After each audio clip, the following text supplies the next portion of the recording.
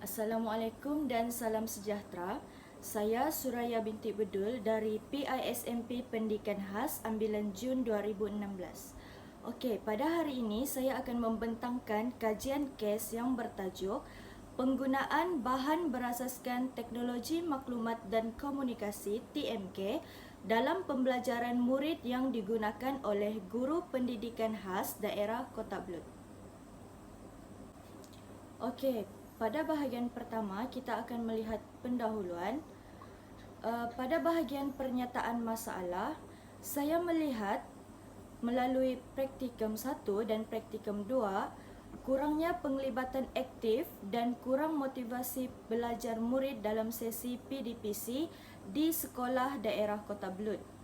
Okey, melalui pemerhatian saya juga, saya mendapati tiada integrasi TMK dalam sesi PDPC.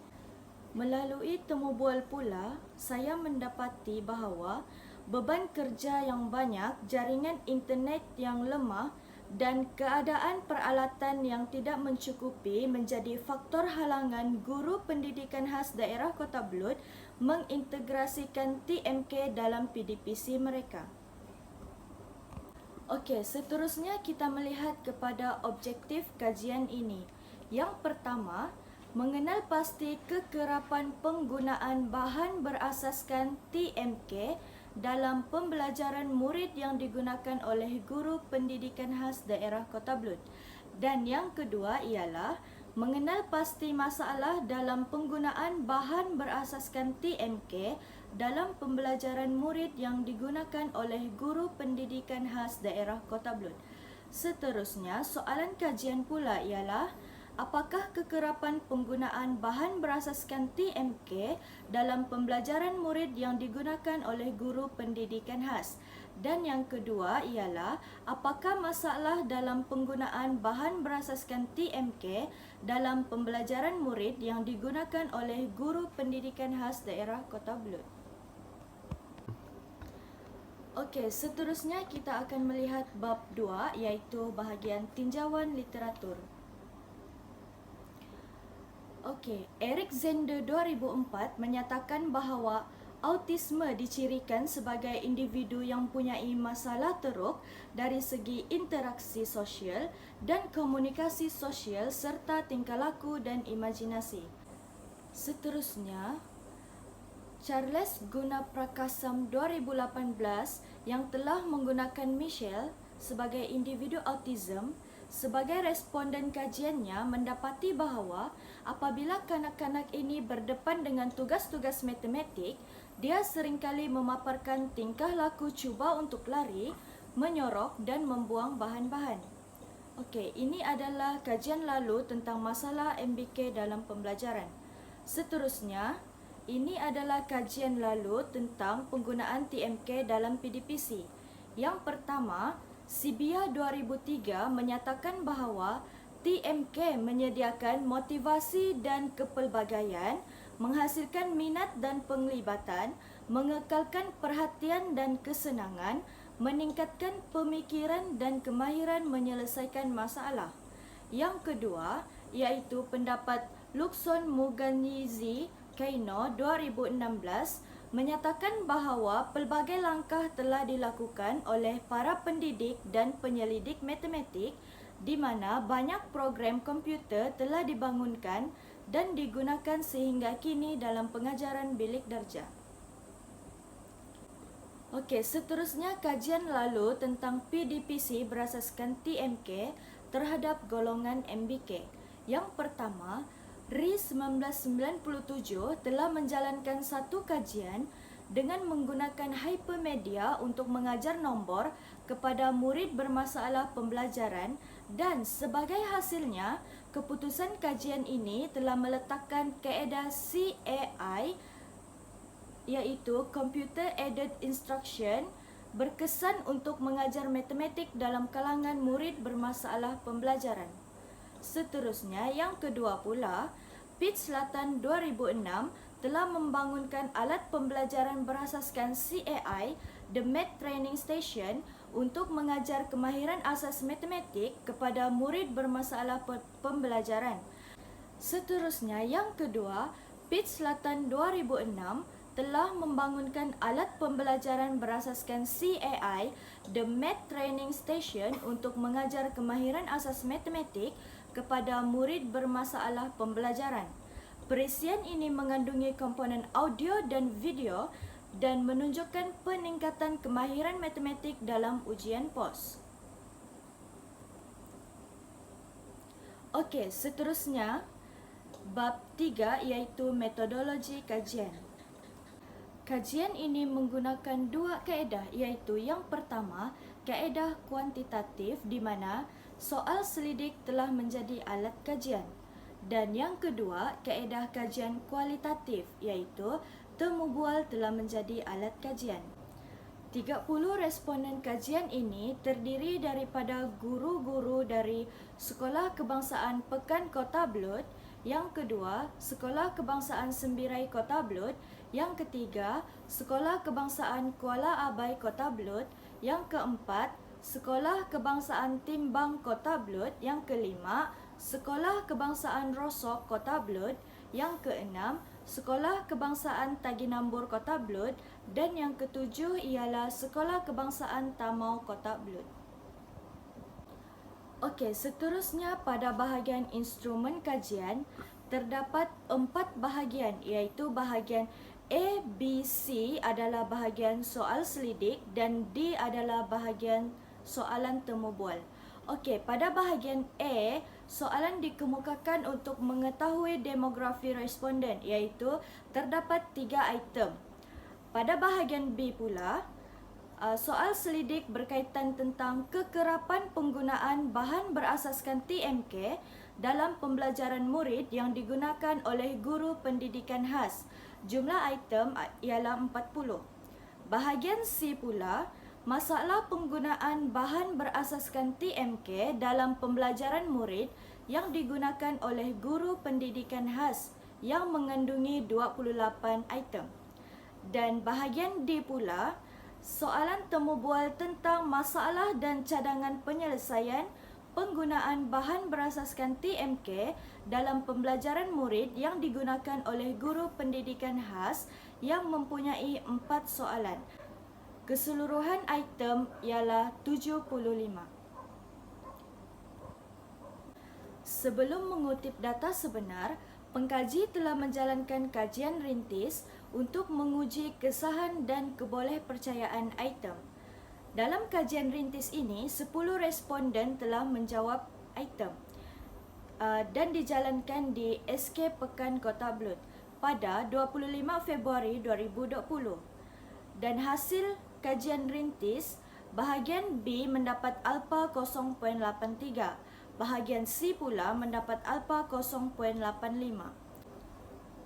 Pada proses pengumpulan data, pertama, permohonan kebenaran daripada pengarah bahagian perancangan dan penyelidikan dasar pendidikan, Rektor Institut Pendidikan Guru Malaysia dan pengarah Institut Pendidikan Guru Kampus Ken untuk menjalankan penyelidikan.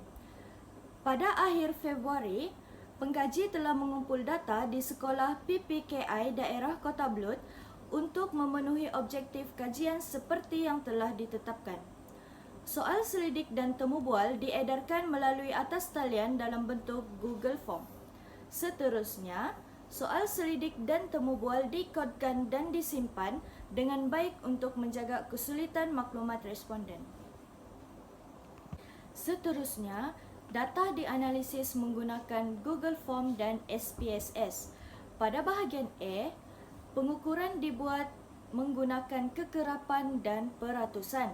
Pada bahagian B pula, pengukuran dibuat menggunakan min dan sisihan piawai.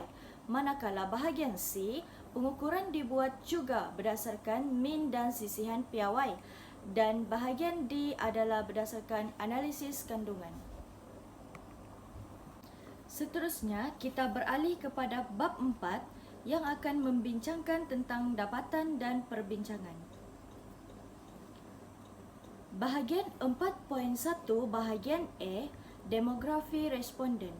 Jadual 1 dan rajah 1 menunjukkan kebanyakan guru pendidikan khas terdiri daripada golongan perempuan dengan peratusan sebanyak 67%, manakala golongan lelaki pula sebanyak 33%. Seterusnya, kita melihat kepada data bidang pendidikan. Jadual 2 dan Raja 2 menunjukkan 90% guru pendidikan khas mempunyai kelayakan bidang pendidikan dalam pengkhususan ijazah sarjana muda, sementara 7% guru mempunyai kelayakan dalam pengkhususan ijazah sarjana. Terdapat juga 3% guru yang mempunyai pengkhususan dalam bidang diploma dan tidak terdapat guru yang mempunyai kelayakan doktor falsafah dalam kalangan peserta kajian ini. Seterusnya, kita melihat kepada data pengalaman mengajar. Jadual 3 dan Rajah 3 menunjukkan 40% guru pendidikan khas mempunyai pengalaman mengajar selama lebih 10 tahun. Dalam pada itu, terdapat 33% guru pendidikan khas yang mempunyai pengalaman mengajar selama lebih 5 hingga 10 tahun, manakala 27% pula telah mengajar kurang dari 5 tahun. Seterusnya, bahagian 4.2 bahagian B, kekerapan penggunaan TMK. Kita dapat melihat bahawa bahan berasaskan PowerPoint video mencatatkan min tertinggi iaitu sebanyak 3.03. Khairul Anwar dan Nur Azrina 2011 mendapati bahawa bahan pembelajaran perisian matematik yang menggunakan video mampu meningkatkan prestasi. Seterusnya, kesilapan murid dalam tajuk pecahan dapat diatasi. Melalui penggunaan video ini, murid akan dapat melihat keseluruhan proses dengan cepat dan mudah. Perlakuan yang dipamerkan dalam video tersebut akan dapat ditiru oleh murid semasa melakukan tugasan sebenar. Pelaksanaan proses pembelajaran dalam sains di SMP Negeri 1 Pacitan yang menggunakan media audio-visual menunjukkan bahan ini sangat interaktif dan memberi semangat kepada murid, seterusnya menjadikan mereka lebih bermotivasi untuk belajar. Seterusnya, kita melihat kepada dapatan kekerapan penggunaan bahan berasaskan TV pendidikan. Jadual dan Raja menunjukkan TV pendidikan muzik memperoleh min tertinggi iaitu sebanyak 2.57. Johari Hassan dan Nurhafiza 2008 yang telah menjalankan kajian ke atas tahap penggunaan TV pendidikan telah menunjukkan bahawa kekerapan penggunaan TV pendidikan adalah berada pada tahap yang rendah. Seterusnya, kekerapan penggunaan bahan berasaskan perisian pembelajaran.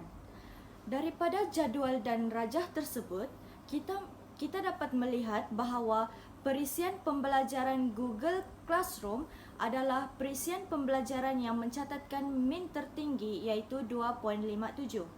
Francisco dan Stephanie 2018 menyatakan bahawa pembelajaran Google Classroom memiliki keberkesanan untuk menyelesaikan masalah dalam kalangan pelajar. Keistimewaannya ialah boleh melibatkan para ibu bapa dalam pembelajaran anak mereka. Ibu bapa dapat mengawal pembelajaran anak mereka dan menyemak tugasan-tugasan yang telah diberikan dalam Google Classroom. Seterusnya, Catherine 2017 telah mendapati bahawa penggunaan platform pembelajaran berasaskan permainan digital Kahoot boleh membawa kepada peningkatan dan pengekalan kosakata dalam kalangan murid masalah pembelajaran. Seterusnya, kita melihat kepada kekerapan penggunaan bahan berasaskan video.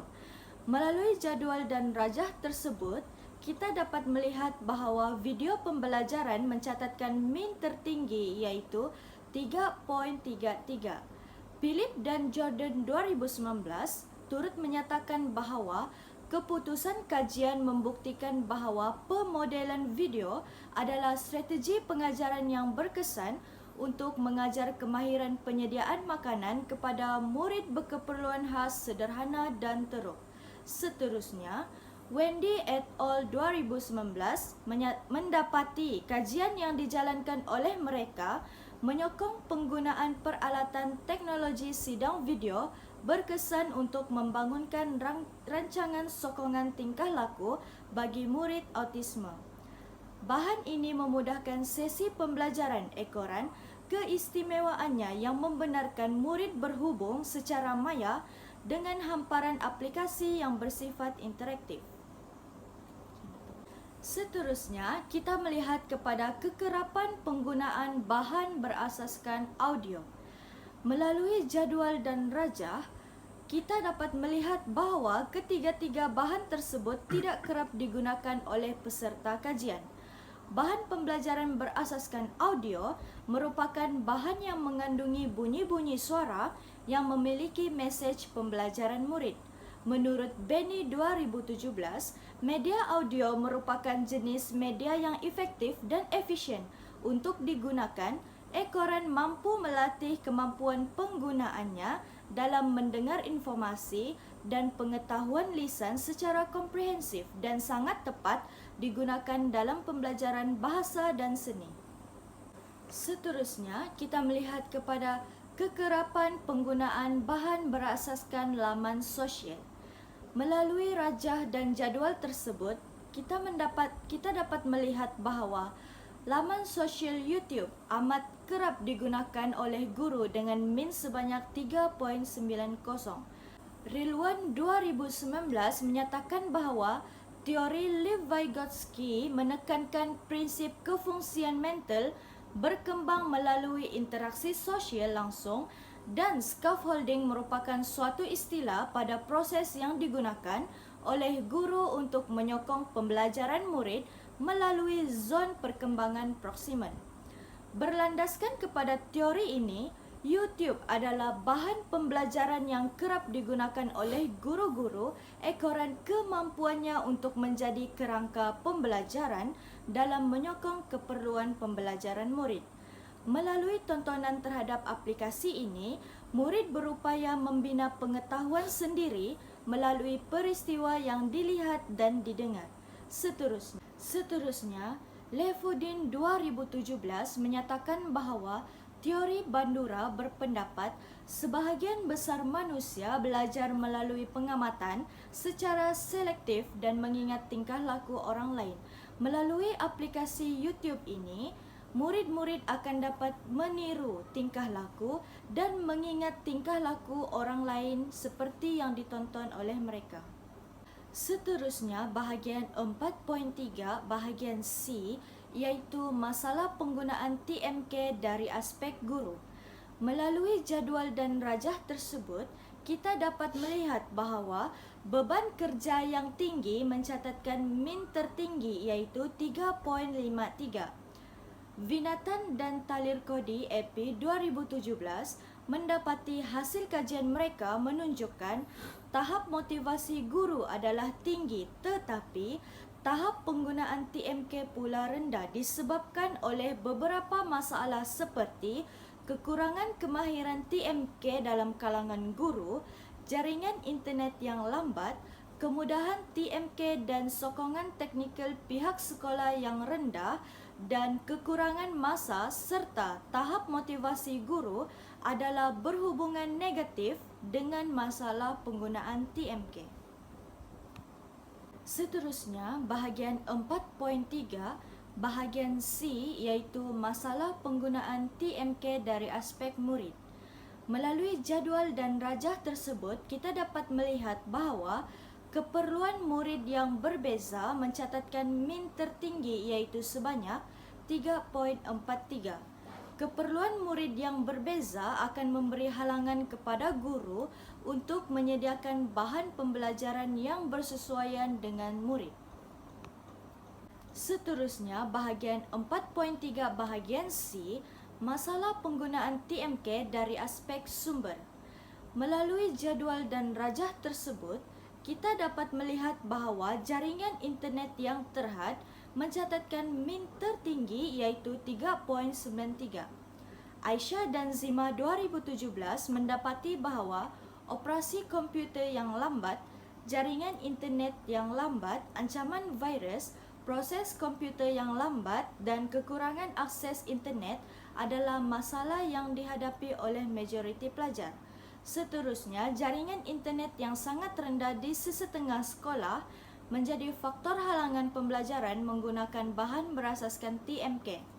Keperluan guru untuk membuat akses terhadap bahan-bahan pembelajaran atas talian tidak dapat dipenuhi ekoran capaian internet yang terhad. Dengan itu, pembelajaran tidak dapat diintegrasikan menggunakan bahan TMK. Seterusnya, bahagian 4.3 bahagian C iaitu masalah penggunaan TMK dari aspek persekitaran. Melalui jadual dan rajah tersebut, kita mendapati bahawa keadaan kelas yang tidak kondusif mencatatkan min tertinggi iaitu 3.30. Cik Nizam et al. 2014 menyatakan bahawa keselesaan pengajaran dan pembelajaran dipengaruhi oleh ruang pembelajaran. Ruang pembelajaran yang kondusif memudahkan proses pembelajaran berlangsung kerana murid akan berasa selesa dan seronok semasa sesi pembelajaran. Seterusnya, bahagian 4.3 bahagian C, masalah penggunaan TMK dari aspek pengurusan. Melalui jadual dan rajah tersebut, kita dapat melihat bahawa tidak mengemas kini kemudahan sekolah mencatatkan min tertinggi iaitu 2.97. Sikap pentadbir yang tidak mengemas kini kemudahan di sekolah telah menjadi faktor kegagalan dalam menyediakan bahan pembelajaran yang efektif. Budaya tidak peka terhadap perkembangan semasa ini menyebabkan kualiti pembelajaran kurang memuaskan kerana bahan pembelajaran tidak diperbaharui seiring dengan keperluan semasa. Seterusnya, bahagian 4.4 bahagian D iaitu masalah dan cadangan penyelesaian. Melalui soalan 1 iaitu bagaimanakah sikap murid boleh menjadi masalah dalam penggunaan TMK ketika sesi pembelajaran berlangsung, didapati bahawa 15 orang responden menyatakan jawapan terdapat murid yang tidak boleh dikawal dan terlalu teruja. Seterusnya, soalan 2 pula, sejauh manakah kekangan kemudahan TMK mampu mempengaruhi pembelajaran? Melalui soalan ini, terdapat 14 orang responden menyatakan jawapan penyampaian PDPC yang terhad. Manakala soalan 3 pula iaitu bagaimanakah keadaan persekitaran sekolah yang menjadi halangan kepada kemudahan TMK, mendapati bahawa 8 orang responden menyatakan jawapan tiada kemudahan TMK disediakan di sekolah. Dan soalan terakhir iaitu soalan 4 iaitu sejauh manakah masalah penggunaan TMK dapat diminimumkan. Melalui soalan ini, terdapat 15 orang responden menyatakan jawapan kemudahan perlu diperbaiki. Seterusnya, kita beralih kepada bab 5 yang akan membincangkan tentang kesimpulan, cadangan dan implikasi kajian ini. Secara kesimpulannya, melalui data-data yang telah dikutip dalam kajian ini, mendapati bahawa YouTube adalah bahan pembelajaran berasaskan TMK yang paling utama digunakan oleh guru pendidikan khas dengan perolehan min sebanyak 3.90. Ketercapaian bahan ini adalah sangat tinggi dalam kalangan guru dan murid. Penggunaan bahan maya mampu memberi gambaran seakan nyata dan interaktif selari dengan keperluan murid yang sedang melalui perkembangan tahap operasi konkret seperti yang dinyatakan dalam teori Jean Piaget. Seterusnya, bahan pembelajaran ini juga berupaya menjadi kerangka sokongan yang membolehkan murid membina pengetahuan sendiri apabila menontonnya, selari dengan teori konstruktivis yang dipelopori oleh Lev Vygotsky. Dalam pada itu, jaringan internet yang terhad pula merupakan masalah utama yang dihadapi oleh guru dengan min sebanyak 3.93. Kegagalan akses terhadap jaringan internet berupaya menjatuhkan motivasi guru untuk menggunakan bahan pembelajaran ini semasa sesi pembelajaran. Akses yang tinggi terhadap capaian internet pula membolehkan guru mencapai bahan-bahan pembelajaran atas talian yang akan diberikan kepada murid. Dengan itu, pihak kementerian perlu menyediakan akses internet yang luas agar murid di lokasi terlibat mampu belajar menggunakan TMK selari dengan murid-murid yang lain. Melalui data temu bual juga didapati bahawa sikap murid yang terlalu teruja menyebabkan mereka sukar dikawal menjadi faktor penghalang dalam melaksanakan PDPC berasaskan TMK. Michelle Hansen 2014 yang membuktikan bahawa penggunaan Teachdown CAI software ke atas kumpulan murid autisme telah membangkitkan keterujaan mereka, seterusnya mengekalkan daya tumpuan dalam tugasan matematik berbanding dengan pengajaran berpusatkan guru. Dengan itu, keterujaan ini sememangnya mampu menjadi positif apabila guru mempunyai kemahiran yang tinggi dalam pengendalian murid. Oleh yang demikian, guru perlu memperkasakan kepakaran mereka dalam mengawal tingkah laku murid. Seterusnya, cadangan kajian yang boleh dilaksanakan pada masa hadapan yang pertama ialah keberkesanan penggunaan bahan pembelajaran berasaskan YouTube dalam pembelajaran MBK. Yang kedua, keberkesanan pengaplikasian bahan pembelajaran PAK 21 dalam pembelajaran murid MBK. Yang ketiga, pengaruh internet terhadap motivasi guru dalam menyediakan bahan pembelajaran berasaskan TMK. Yang keempat pula, pengaruh internet terhadap kualiti penyampaian guru dalam sesi PDPC. Dan yang terakhir ialah keberkesanan LDP terhadap guru pendidikan khas untuk meningkatkan profesionalisme guru PPKI. Seterusnya, implikasi kajian ini kepada siswa pendidik dapat memahami bahan pembelajaran yang sedang kerap digunakan dalam pembelajaran MBK masa kini. Yang kedua, siswa pendidik boleh memilih bahan pembelajaran yang sesuai dalam proses PDPC. Dan yang terakhir, boleh membuat pengubahsuaian atau menghasilkan inovasi bahan pembelajaran berasaskan TMK. Dan akhir sekali, siswa pendidik boleh menjadikan kajian ini sebagai bahan rujukan. Seterusnya, implikasi kepada guru pendidikan khas membolehkan mereka mengenal pasti kesesuaian bahan pembelajaran berasaskan TMK terhadap murid. Yang kedua, guru lebih memainkan peranan sebagai fasilitator, sementara murid menggerakkan pembelajaran mereka sendiri. Seterusnya, implikasi kepada ibu bapa pula. Yang pertama, ibu bapa yang berkemampuan perlu menyediakan akses kepada bahan TMK bagi memenuhi keperluan pembelajaran murid. Yang kedua, TMK ini perlu bermula dari rumah agar kemahiran murid dapat ditingkatkan dan membentuk tingkah laku positif murid apabila belajar TMK dalam kelas. Seterusnya, kerjasama membolehkan setiap isu dapat diselesaikan secara berhemah dalam kalangan guru, ibu bapa dan murid di sekolah. Dan sebagai kesannya, kecemerlangan murid MBK dapat ditingkatkan selari dengan potensi mereka. Seterusnya, implikasi kepada KPM. Yang pertama, KPM perlu memberi peruntukan kewangan yang cukup bagi mengatasi masalah jaringan internet dan peralatan. Seterusnya, keadaan fizikal di sekolah. Seterusnya, yang kedua pula ialah KPM perlu menyediakan kursus-kursus yang sesuai bagi membantu guru-guru dalam meningkatkan kepakaran mereka dalam TMK secara konsisten.